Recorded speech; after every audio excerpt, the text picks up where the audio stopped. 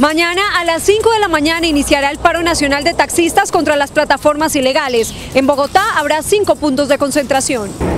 Fracasó el llamado del Ministerio de Educación a FECODE para reconsiderar el paro nacional de maestros. El sindicato no cede hasta que el gobierno no presente una propuesta económica.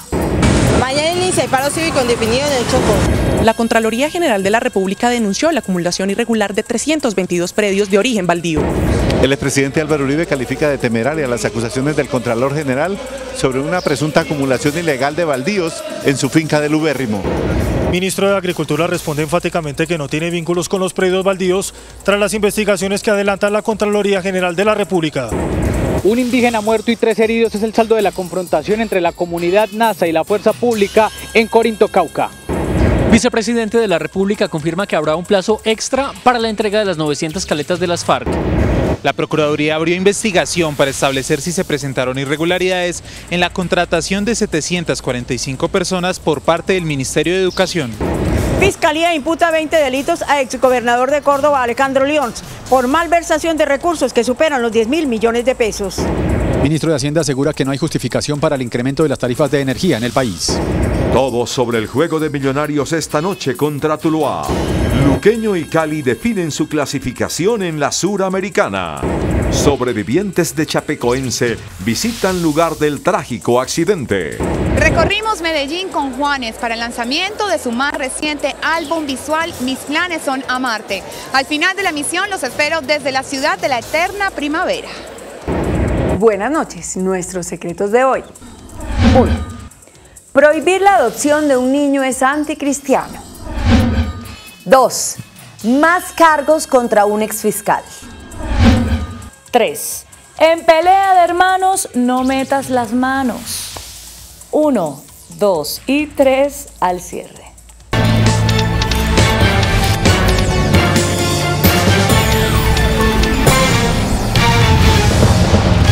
Buenas noches. Las autoridades se preparan para un paro nacional de taxistas que arranca a las 5 de la mañana de este miércoles. El cese de actividades se adelantará en 25 ciudades. Los taxistas protestarán contra el funcionamiento de las plataformas que ofrecen servicio de transporte público.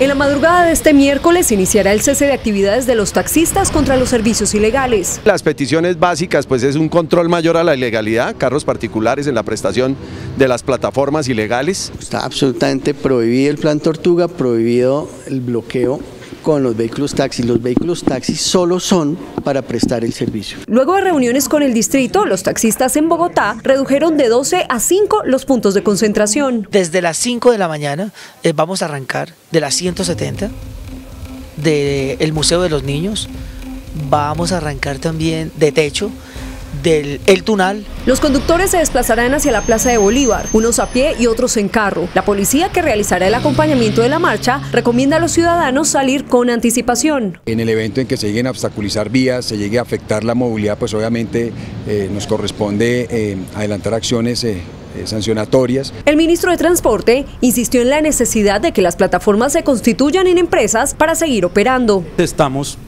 jugados con que el servicio de transporte de pasajeros individual se preste a través de empresas debidamente habilitadas. El cese de actividades se realizará en 25 ciudades del país, entre las que están, además de la capital, Medellín, Cali, Barranquilla y Cartagena. Por su parte, los maestros ratificaron la orden de paro para el próximo jueves. El gobierno no logró frenar el cese laboral.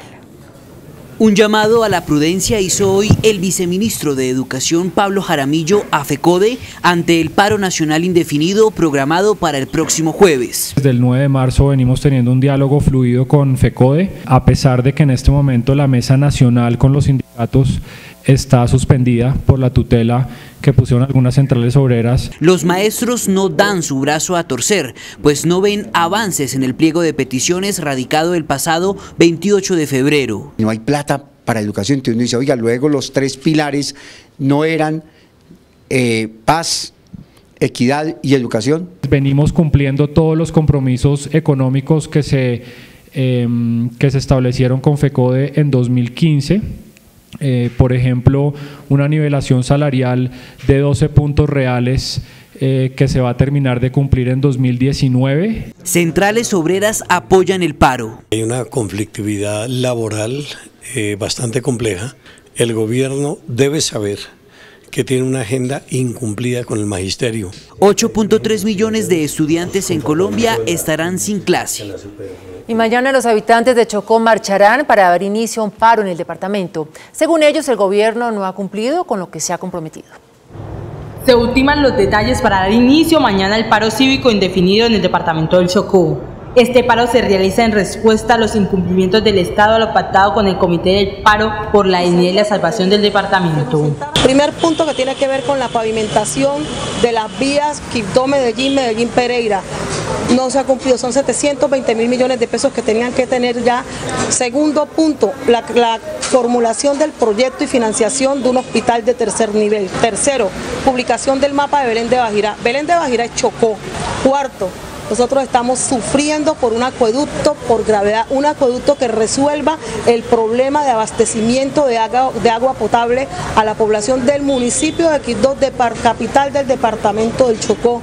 Y quinto, no menos importante, los recursos que se requieren para mejorar y crear la infraestructura educativa para que nuestros niños se puedan educar, para que podamos acceder a mejor conocimiento y difundirlo en todas nuestras comunidades. Por su parte, la Policía Departamental se prepara para garantizar la seguridad durante la marcha que se realizará mañana en la apertura del paro. A garantizar el derecho a la protesta y a garantizar que no se generen desórdenes públicos, ni daños en bien ajeno, ni afectaciones a los medios masivos de transporte, ni temas de desabastecimiento o atentados contra la infraestructura. Por ahora los comerciantes y el comité han llegado a un acuerdo. El comercio se compromete a participar en las marchas y cerrará los establecimientos los días 10 y 11. La nueva ministra de Trabajo, Griselda Llaner Restrepo, tras tomar posesión del cargo, dijo que este es un gobierno dedicado a la concertación y que están las puertas abiertas al diálogo para los promotores de los paros. La ministra señaló que le pidió al equipo del Ministerio de Hacienda sentarse con funcionarios del Ministerio de Trabajo para recibir los informes de cuál es la situación. Este ha sido un gobierno dedicado a la concertación, de puertas abiertas y presto al diálogo.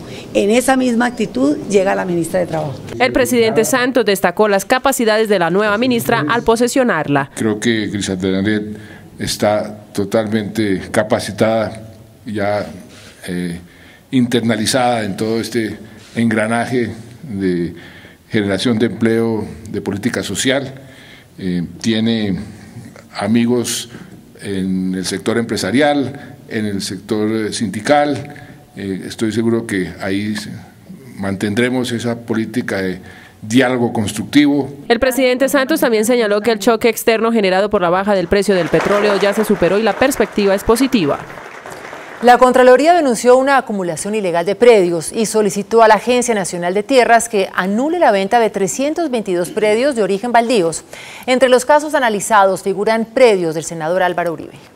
La Contraloría analizó 33 casos referentes a 322 predios que suman 123.000 hectáreas, en los cuales habría una acumulación irregular de terrenos. Se miraron casos puntuales como el ubérrimo, que es de propiedad del senador Álvaro Uribe y está ubicado en Córdoba, la propiedad de los familiares del ministro de Agricultura, Aurelio Iragorri, y del exministro de esa misma cartera, Rubén Lizarralde, ubicadas en Bichada, e incluso un predio de Luis Carlos Sarmiento Angulo en Meta. El organismo de control envió los resultados a la Fiscalía y a la Procuraduría para que determinen si existe responsabilidad penal o disciplinaria por parte de los funcionarios. Asimismo, la Contraloría estableció que, dado que las transacciones se derivaron de negocios entre particulares, no es posible imputar a ninguno de estos daño fiscal tal como lo prohíbe la ley. El informe cita que una vez el Estado adjudica los baldíos, estos salen del patrimonio de la nación y pasan a formar parte del dominio privado del adjudicatario. A partir de esto, los actos negociables son de carácter privado y escapan del ámbito de acción de la Contraloría. Además dice que aunque no existió un detrimento patrimonial respecto de particulares, sí es reprochable la violación de los topes establecidos, como son las 450 hectáreas de la Ley 135 de 1961 o de la Unidad Agrícola Familiar. La Contraloría adelanta el análisis de otros 10 casos que concentran 183 predios, los cuales equivalen a más de 199.000 hectáreas. El expresidente Álvaro Uribe aseguró ante el Senado que con su grupo familiar tiene una explotación agropecuaria de aproximadamente 1.500 hectáreas y que las acusaciones del Contralor General, que en su concepto son temerarias, se refieren a 9 predios que, según él, fueron adquiridos y acumulados conforme con las leyes vigentes. El informe de la Contraloría acusa a Uribe y a su familia, propietarios del ubérrimo, de haber acumulado ilegalmente 103 hectáreas. Uribe responde que los 9 predios fueron comprados a una sucesión, a adjudicatarios, a segundos dueños y por una escritura única, pero que ninguno tenía restricciones para su adquisición antes de 1994. Las compras son legales y no constituyen acumulación ilegal, por cuanto el Estado adjudicó estos predios antes de la Ley 160 de 1994. Estos predios no tenían advertencias en los fondos, en los folios de matrícula inmobiliaria, por lo cual notarios y registradores protocolizaron las escrituras y efectuaron los registros. Uribe anuncia que acudirá a todas las instancias judiciales y administrativas para demostrar la legalidad de las adquisiciones. Si se consolida este abuso y tengo que perder este pedazo de tierra o pagar por una cabida equivalente, lo haré. Pero de manera ninguna renunciaré a mi vocación de empresario honorable del campo, con sentido social, y por motivo alguno dejaré de oponerme al proceso castrochavista que avanza en Colombia, como lo muestran estas temerarias acusaciones. Uribe informó que con su grupo familiar tiene una explotación agropecuaria en el ubérrimo de aproximadamente 1.500 hectáreas. Asimismo, el ministro de Agricultura, Aurelio Iragorri, refutó las acusaciones de la Contraloría General y sostuvo que nunca ha estado vinculado o participado en proyectos de predios baldíos. De esta manera, el jefe de la cartera se defendió al indicar que nunca ha hecho gestiones ante las entidades del Estado para favorecer la adquisición de tierras. ¿De cuándo acá una investigación dice familiares de? La próxima dirá amigos de o enemigos de. No, las responsabilidades son personales. Y a mí no me vengan a enredar con temas de una investigación en la que no tengo absolutamente nada que ver. El ministro Iragorri explicó que durante las discusiones de la ley Sidres, que involucró los predios baldíos, se declaró impedido para tomar decisiones sobre el tema. Solicité al Consejo de Ministros que me declarara el impedimento y así fue aprobado por el Consejo de Ministros para intervenir en la iniciativa legislativa del proyecto de ley que hacía referencia al tema de baldíos. El pronunciamiento lo hizo luego de ser aprobado en primer debate el proyecto de asistencia técnica por parte de las comisiones quintas del Senado y la Cámara de Representantes. En enfrentamientos entre indígenas y la fuerza pública por el control de tierras en el departamento del Cauca, un indígena murió y 3 más resultaron heridos. Denuncia la comunidad indígena que el ejército y la policía dispararon varias ráfagas de fusil contra los comuneros. Según los líderes de la comunidad, el ataque por parte de la fuerza pública se produjo cuando ellos se encontraban cortando caña para sembrar maíz en estas tierras que fueron tomadas por la comunidad y pertenecían a un ingenio desde hace 2 años. Tenemos 1.200 acuerdos que el gobierno nunca nos ha cumplido, entonces ya dijimos no más acuerdos. En estas imágenes grabadas por los comuneros se observa cuando evacúan a los heridos. Uno de ellos perdió la vida y 3 más continúan siendo atendidos en centros médicos. El SMAT llega arremetiendo primeramente, o sea, dándonos el trato que siempre nos ha dado.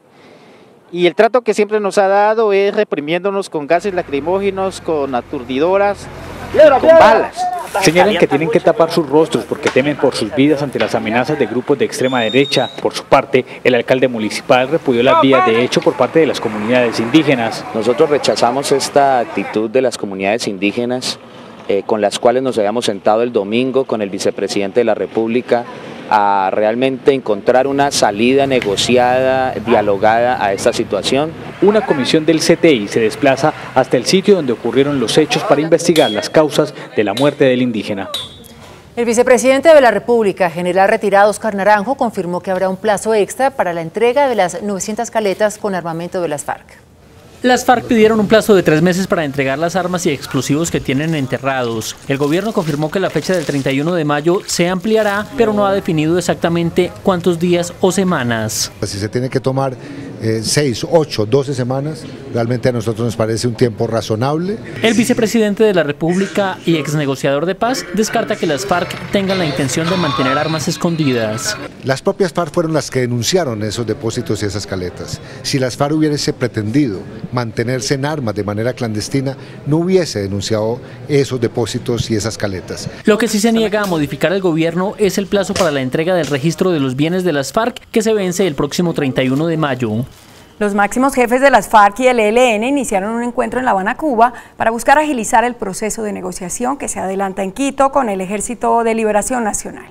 La dirigencia del ELN acudió a La Habana en busca de consejo del secretariado de las FARC para avanzar en las negociaciones en Quito. Está previsto que definan qué capítulos del acuerdo de paz con las FARC se podrían trasladar al texto del eventual acuerdo con el ELN. El gobierno espera que en esta reunión el ELN entienda que debe poner fin definitivo al secuestro. El gobierno se mantiene y se mantendrá en la mesa, pero no habrá avances significativos hasta que pueda haber un avance muy importante, que es la renuncia al secuestro como arma de lucha. Al gobierno también le preocupa la falta de unidad en el ELN. Nosotros le hemos hecho el llamado público en Quito al ELN de que por favor llame al frente del Chocó y lo ponga en la mesa. Y ese seguirá siendo nuestra posición, para tener la certeza de que se está negociando con un todo llamado ELN y no con una parte apenas del ELN. El 16 de mayo se reinician las negociaciones en Quito. La presión de las tropas del ejército fue determinante para que el ELN dejara en libertad a 8 mineros que permanecían secuestrados en el Chocó. Las 8 personas que fueron secuestradas en el departamento Chocó por el ELN fueron liberadas en la población de Alto Tamaná y fue dejada al líder comunal de la población. Nosotros estábamos como a las 3 de la mañana, llegaron. Los liberados agradecen por la pronta acción del Ejército Nacional, ya que pudieron regresar sanos y salvos. No, porque ellos nos dijeron que teníamos que correr con ellos, que si no corríamos nos mataban. La liberación se dio luego del Consejo Extraordinario de Seguridad en el municipio de Novita, realizado por el ministro de Defensa, Luis Carlos Villegas, Fuerzas Militares, el gobernador del departamento del Chocó y el alcalde del municipio, en el que se anunció que se reforzaría el pie de fuerza en la zona del departamento. La magistrada del Consejo de Estado, Lucillanet Bermúdez, reveló detalles de la contrarreforma electoral que presentará esa corporación al gobierno.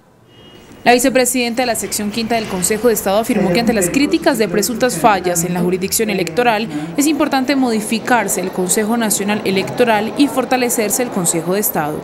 Fortalecer al Consejo Nacional Electoral para que tenga participación todos los actores políticos, los partidos mayoritarios, los minoritarios, la oposición, los independientes, las minorías étnicas. Agregó que es importante diferenciar y esclarecer las funciones de ambas entidades. Proponiendo una reforma legal en la que se establezca que los asuntos de carácter electoral pueden ir a sala plena, pero si la sala plena no los resuelve en las 2 salas siguientes, pierde competencia y vuelve a la sección quinta. Un punto importante de la propuesta es que aumenta el número de magistradas mujeres. El referendo para impedir que parejas del mismo sexo o personas solteras puedan adoptar será votado mañana en la Comisión Primera de la Cámara. En principio, las cuentas estarían a favor de hundir la iniciativa. Pese a que la iniciativa es de origen liberal, representantes de esta bancada votarán en contra. Ya anuncié mi voto negativo a este proyecto y creo que en teoría, vamos a ver mañana qué pasa, pero creo que es la decisión unánime o casi totalitaria de la Comisión Primera. Yo tengo confianza que con la mano en el corazón y la mente abierta, respetando a las madres solteras de Colombia, respetando que todas las familias son iguales, mañana lo podemos negar aquí en la Cámara. El partido de la U, los independientes, algunos conservadores votarán por el hundimiento de la iniciativa, lo que representa por lo menos 20 de los 35 votos de la Comisión Primera. Esto no es un tema que uno pueda apoderarse de partido. Uno lo que tiene que mirar siempre en una toma de decisiones es el bien común. La sesión de la Comisión Primera está prevista para las 9 de la mañana, sin embargo, desde ya se asegura que varios representantes no asistirán por varios motivos. La Fiscalía le imputará cargos al expresidente de Corficolombiana, José Elías Melo Acosta, por su presunta participación en las irregularidades que rodearon la adjudicación de la Ruta del Sol 2. El próximo 5 de julio deberá asistir a los juzgados de Palo Quemado el expresidente de Corficolombiana, José Elías Melo, en el marco de las investigaciones por los millonarios sobornos hechos por Odebrecht en Colombia. El empresario deberá responder por los delitos de cohecho por dar o ofrecer e interés indebido en la celebración de contratos. Según la investigación, la firma Episol, la cual para 2009 era representada por Melo, tiene un 33% de las acciones de la concesionaria Ruta del Sol, sociedad a cargo del proyecto de infraestructura y en el cual también tienen acciones Odebrecht. Melo deberá responder por los hechos que rodearon el desembolso de $6,5 millones al ex viceministro de Transporte Gabriel García Morales. La Comisión de Acusación de la Cámara abrió investigación contra el fiscal general Néstor Humberto Martínez tras una denuncia presentada por el candidato presidencial del Polo, Jorge Enrique Robledo. El senador Jorge Enrique Robledo denunció ante la Comisión de Acusación las presuntas inhabilidades e incompatibilidades en que estaría incurriendo el fiscal general en las investigaciones por el escándalo de Odebrecht. Sí, lo que hemos visto con la senadora Claudia López en el caso de la recusación al fiscal es que aquí no estamos teniendo justicia porque se nos niega el derecho a estudiar a profundidad los casos. Bueno, ahora hay el hecho nuevo de que en la Comisión de Acusaciones pues anuncian que empieza la investigación y vamos a ver cómo evoluciona y dependiendo de las circunstancias y de los análisis que estamos haciendo, porque sentimos que se mueven grandes poderes en beneficio del Tapen, vamos a llevar el caso a la Comisión Interamericana de Derechos Humanos. El senador Robledo dice que confía en que haya justicia de verdad en el caso del fiscal general. La Procuraduría abrió una investigación por presuntas irregularidades en la suscripción de 745 contratos en el Ministerio de Educación entre los años 2014 y 2016. Según señala un auto de la Unidad de Moralidad Pública de la Procuraduría, se ordenó revisar los contratos denunciados para establecer si se cometió alguna falta disciplinaria por parte de los funcionarios del Ministerio de Educación. La Procuraduría documentó que incluso se presentaron casos en que personas ganaban salarios de cerca de 7 millones de pesos sin tener una experiencia superior a los 2 años y sin cumplir los requisitos para ocupar los cargos. Los contratistas del ministerio al parecer no cumplirían con los requisitos de idoneidad y experiencia. En sus consideraciones, la Procuraduría advierte que investigará la posible existencia de una nómina paralela en la entidad. Se ordena la apertura de indagación preliminar contra funcionarios por determinar del Ministerio de Educación Nacional. En el auto de apertura se ordenó que se recauden las pruebas frente a los sustentos de los convenios suscritos por el Ministerio con contratistas y funcionarios de la entidad entre los años 2014 y 2016. Esta investigación inició luego de que la Procuraduría recibiera una solicitud de la Contraloría General de la República para iniciar con la indagación. El fiscal Néstor Humberto Martínez anunció medidas contra la corrupción en Córdoba. Contra el exgobernador de este departamento, Alejandro Leonce, está lista la acusación por irregularidades con los dineros de esta administración. Ante el Tribunal Superior de Bogotá, el exgobernador de Córdoba, Alejandro León Muscus, deberá responder por 20 delitos de presuntas irregularidades detectadas en el manejo del Sistema General de Regalías, Fondo de Innovación, Ciencia y Tecnología. De acuerdo con las investigaciones, el exmandatario malversó más de 10.000 millones de pesos a través de convenios celebrados entre los años 2012 y 2016. De 20 delitos así: concierto para delinquir. La autoridad se concertó con particulares, presuntamente para horadar, para afectar el patrimonio público de los cordobeses. 6 casos de interés indebido en la celebración de contratos.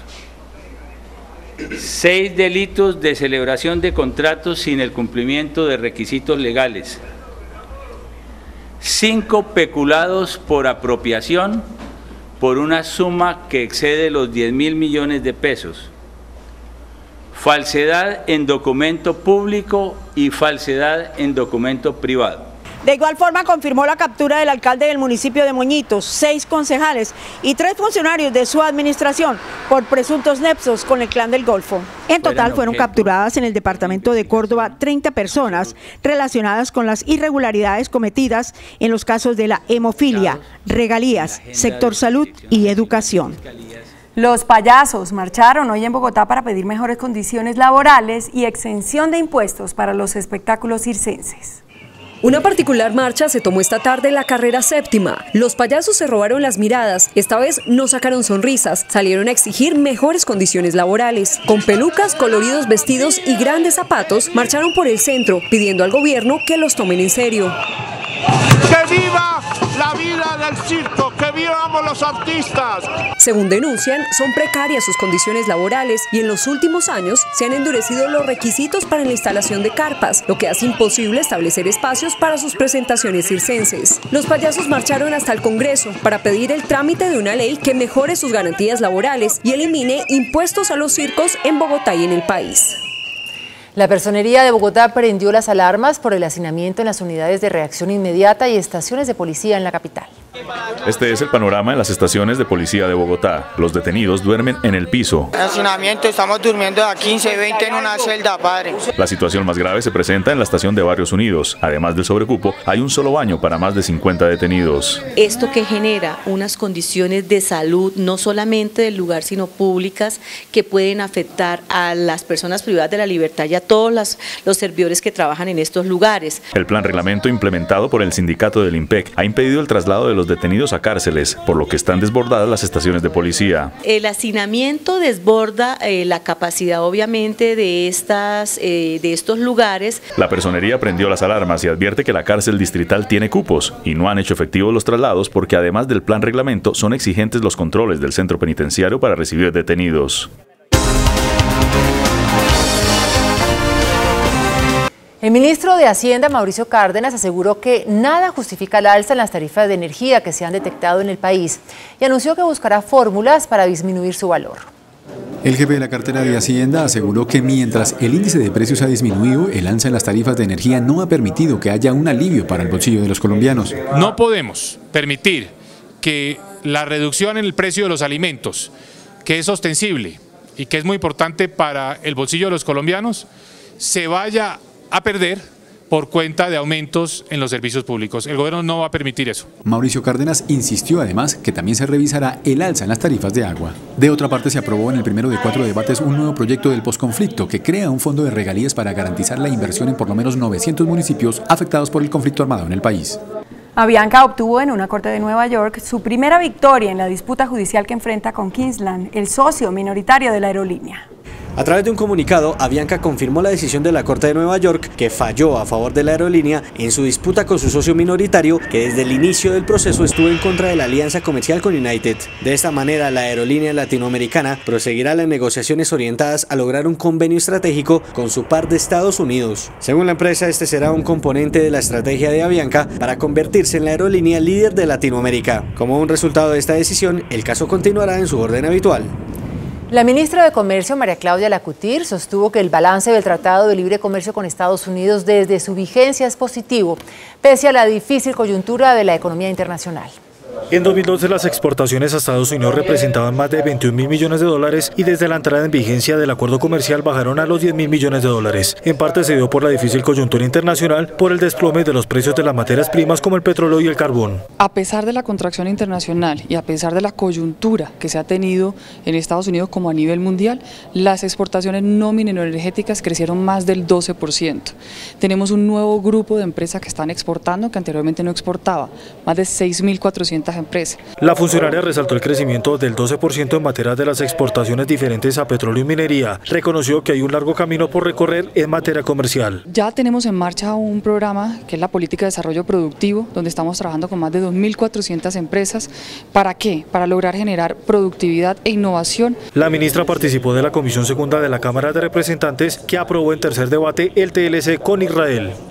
El director de la Misión Verde de Planeación Nacional, Hernando José Gómez, afirmó que el 66% de las empresas en el país se han visto afectadas con el cambio climático. La encuesta realizada a 151 empresas del país encontró que el 66% se ha visto afectado por el cambio climático. El 62% de las compañías pertenece a la industria. De esta manera, las privadas preparan medidas de contingencia, para lo cual implementarán planes de inversión en la materia. Están empezando a generar programas e inversiones que les permiten mejorar la productividad con la que usan los insumos, como pueden ser, por ejemplo, el agua, la energía. Asimismo, afirmó que la demanda de los consumidores ya exige certificados de calidad, es decir, buscan productos amables con el medio ambiente. La parte ambiental cada vez se va a volver más demandante por parte del consumidor con capacidad adquisitiva en el mundo. Muchas certificaciones, como yo decía anteriormente, no son ni siquiera obligación gubernamental. Un estudio de Planeación Nacional estima que el impacto económico por el cambio climático podría representar representar medio punto del PIB. Por publicidad engañosa, la Superintendencia de Industria impuso una millonaria sanción a Sacara Group, comercializadora del producto Capicel. La Superintendencia de Industria y Comercio indicó que la empresa no hizo los aportes técnicos que garantizaran las bondades que ofrecen a sus usuarios, razón por la que se pone en tela de juicio la efectividad de este producto. A ellos se les prohibió utilizar las cuñas radiales en el proceso. Ahora, ¿qué pasa? Ahora, como vimos que hay una responsabilidad frente a los consumidores, se impuso una sanción pecuniaria por 386 millones de pesos. Que corresponde a 500 salarios mínimos. La superintendencia había impuesto una multa similar a Capicel hace 3 años al no poder garantizar a los usuarios el crecimiento del pelo y evitar la caída del mismo, frente a lo cual hicieron caso omiso. La Policía Fiscal y Aduanera, en conjunto con la DIAN, se tomaron en el centro de Bogotá. Incautaron 2.200 millones de pesos en textiles de contrabando. Según las autoridades, este año se han hecho más aprehensiones que el año anterior. En Bogotá ya van 700 operativos y en el resto del país 16.500. Esto nos representa más de 125.000 millones de pesos aprendidos durante el transcurso del año. Por otro lado, han podido identificar que el contrabando de textiles proviene en más de un 60% de China y el porcentaje restante de países como Venezuela, Ecuador, Estados Unidos, Vietnam, México, Indonesia, India y Honduras. En Bogotá el grueso que hemos encontrado es mercancía que ingresa de origen asiático. Finalmente, las ciudades más afectadas de comercio chino ilegal textilero son Cali en un 39%, Bogotá en un 37% y Buenaventura en un 9%. Hasta el 17 de mayo se amplió el plazo para la venta de la EPS Café Salud. Sabemos que hay varias firmas interesadas. Lo que yo he dicho reiteradamente es que el interés primordial tanto del Ministerio como de la Superintendencia de Salud no es una gran propuesta económica, sino un operador idóneo que permita resolver los problemas de atención que el país conoce bien. Por 7 días más queda postergado el límite de presentación de ofertas para la venta de Café Salud EPS. Es una situación triste además, porque los trabajadores que en este momento se encuentran prácticamente en la calle son los trabajadores fundadores de la empresa. Se esperan como mínimo 2 ofertas de los 8 grupos oferentes. Nos han dicho que estarían en disposición, si se les permite hacer la compra, de reconocer y garantizar todos los derechos laborales de los trabajadores, no solamente de Café Salud, sino de ESIMED. El índice de capitalización de la bolsa que mide el comportamiento de las 20 principales acciones cerró al alza. El índice de capitalización de la Bolsa de Valores de Colombia subió 0,28% a 1.407 puntos. El fondo de inversión Incolrix fue la acción que más subió con una valorización de 3,77% a 13.712 pesos. La acción de la Bolsa de Valores de Colombia fue la que más cayó con una pérdida de 2,38% a 24 pesos con 60 centavos. La acción más transada de la jornada fue la de Almacenes Éxito al movilizar más de 41.000 millones de pesos. El precio del dólar reportó una leve alza. Indicadores económicos del día en CMI. La tasa representativa del mercado que regirá para mañana miércoles será de 2.967 pesos con 24 centavos. Los profesionales del cambio compran la divisa en promedio en 2.760 pesos y la venden en 2.810 pesos. Un euro cuesta 3.224 pesos con 80 centavos. La libra de café en Nueva York se cotizó a $1 con 35 centavos. El azúcar se transó en 15,48 centavos de dólar la libra. El barril de petróleo WTI se cotizó en $46 con 16 centavos. Una acción de Ecopetrol cuesta 1.380 pesos. El taller del Metro de Medellín fue el lugar elegido por Juanes para la presentación de su más reciente álbum Mis planes son amarte. Después de comerciales, los espero desde la ciudad de la eterna primavera con todos los detalles.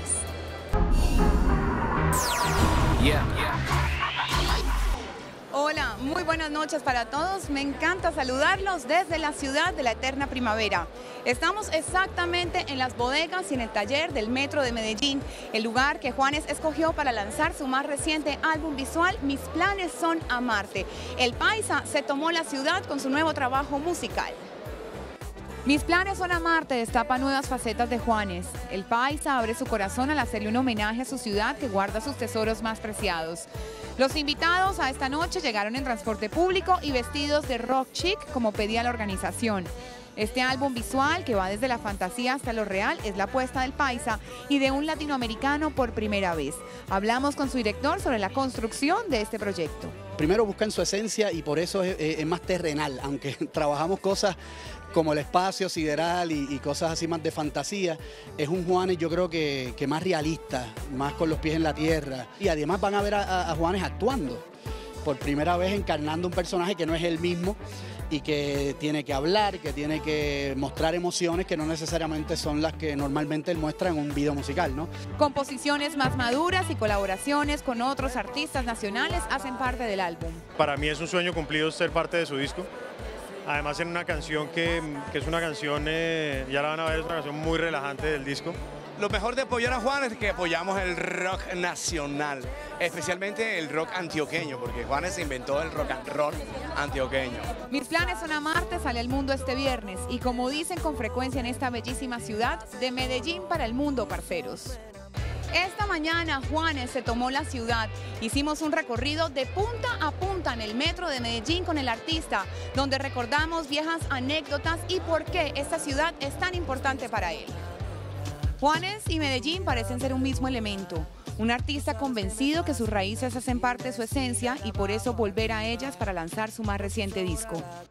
Empezamos esta mañana recorriendo la ciudad en el metro, que lleva sus ilustraciones y un vagón con su nombre. Para mí es un homenaje muy importante, muy grande para mi vida, para mi trabajo, más ahora presentando mi nuevo álbum, pues es como que muy bonito todo.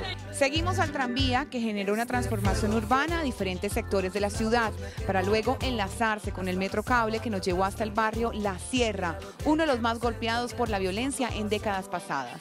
¿A qué sabe y a qué huele Medellín, que no te lo puedes quitar de encima? Mío, eso es a mi familia, a mi madre, al centro de Medellín, a campesino, a música huasca, a todo, el cariño, amor, ganas. De la mano siempre de su hijo Dante y acompañados por su esposa e hijas, Juanes recorría las calles de su ciudad natal con gestos de nostalgia y agradecimiento. Terminó la mañana con el Museo de la Memoria, lugar que se le hace homenaje a las víctimas del conflicto armado. Vimos a través de los ojos del artista el orgullo que se siente ser paisa. Hace poco se conocían unas fotos de la reina Isabel conduciendo su automóvil. Esto abrió el debate mundial de qué tan buenas somos las mujeres al volante. Mi compañera Katy Backerman salió a las calles y encontró esta historia. A los 91 años, la reina Isabel II le demuestra al mundo que aún conserva sus cualidades de buena conductora. La monarca manejó su Jaguar en Londres, un hecho que abre la discusión sobre si las mujeres son buenas o no al volante. Un estudio publicado por ABC News en los Estados Unidos revela que los hombres presentan un mayor número de accidentes que las mujeres. Y en Colombia, ¿cuál es el panorama? Son muchos los comentarios que giran alrededor de nosotras las mujeres a la hora de estar frente al volante, que somos inseguras, que somos nerviosas y que somos quienes ocasionamos la gran mayoría de los accidentes de tránsito. Quisimos consultar con los conductores para conocer si esta opinión es un mito o una realidad. Siempre hemos sido más cuidadosas que los hombres en cuestiones de detalle, entonces tenemos un poquito más de tranquilidad y de paciencia. Somos más prudentes, cuidadosas, como más atentas. Manejan mejor que uno porque uno es más alborotado. A pesar de que son más compulsivas, a veces son un poco mal geniadas, son más conscientes que el hombre. El sistema de transporte público de Bogotá recientemente ha contratado a mujeres para manejar los buses articulados, los alimentadores y los SITP. Un avance en materia de movilidad. Nosotras somos muy delicadas para todo, entonces es una oportunidad grandísima de que nosotras como mujeres pongamos la delicadeza en los carros. Desde las bodegas y el taller del metro en Medellín me despido por hoy. Nos vemos mañana con mucha más información. Que sueñen bonito.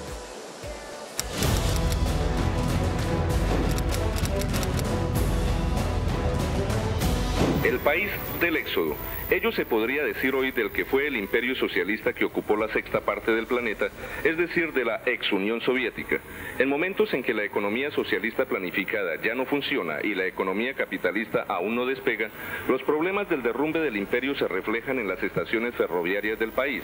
Por problemas étnicos, muchos rusos han tenido que abandonar las demás repúblicas que integraban la URSS y muchos otros, huyendo de los conflictos bélicos, deambulan por Rusia en búsqueda de un sitio donde reiniciar la vida. Desde la estación ferroviaria Kievskaya en Moscú, Hernando Piñeros para CMI. Después de la pausa, nuestros secretos de hoy. Prohibir la adopción de un niño es anticristiano. 2. Más cargos contra un exfiscal. 3. En pelea de hermanos no metas las manos. 1, 2 y 3 después de comerciales.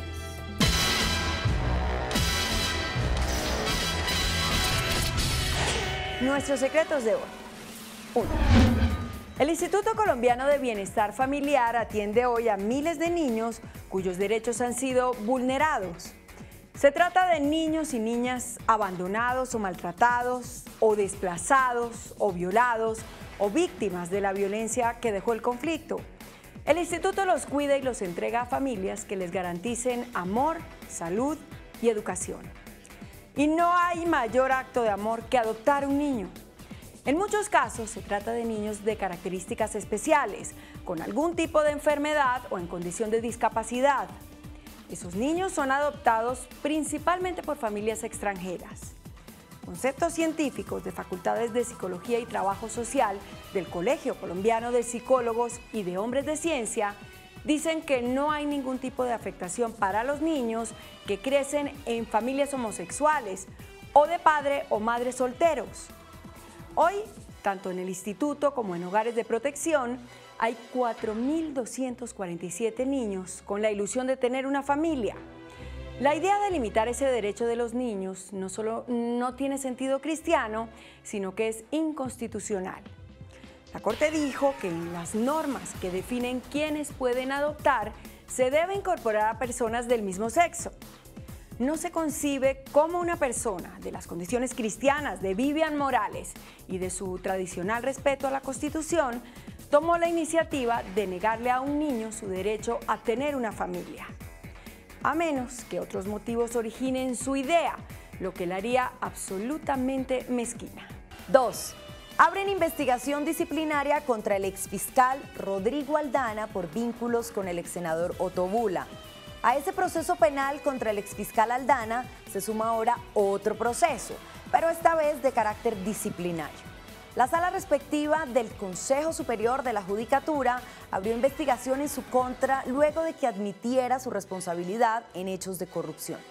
Según reveló la Judicatura, esta decisión se tomó teniendo en cuenta la confesión que hizo el exfiscal en la audiencia. El magistrado Pedro Alonso Sanabria, quien está a cargo del proceso, solicitó a la Fiscalía que envíe las pruebas que existan en contra de Aldana para determinar cuáles fueron las actuaciones irregulares en las que incurrió. Dice el magistrado que en caso de encontrarse responsable de violar códigos disciplinarios, se sancionará con destitución e inhabilidad para cargos públicos. Aldana, quien está en prisión, reconoció su responsabilidad con favorecimientos judiciales al excongresista Otto Bula, implicado en el escándalo de Odebrecht. 3. El refrán popular dice que en pleito de hermanos no metas las manos. Pues hace 6 meses, Otto Baños, uno de los miembros de la familia Baños, propietaria de la fábrica de productos El Rey, acudió al Centro de Conciliación y Arbitraje Empresarial de las Supersociedades para demandar a sus hermanos Olga, Patricia, Elizabeth y Rafael Baños, quienes en la asamblea de accionistas de la fábrica decidieron no distribuir utilidades y crearon una reserva para la adquisición de acciones, con lo que el hermano demandante no estaba de acuerdo. El centro de arbitraje no solamente decidió anular las decisiones de la asamblea, sino que ordenó repetirla. Esto a favor del hermano Otto, el demandante. Sin embargo, negó la indemnización que pedía. Por ahora, el pleito está solucionado. Por ahora. Lo dicho, en peleas de hermanos, no metas las manos. Hasta mañana. Que descanse.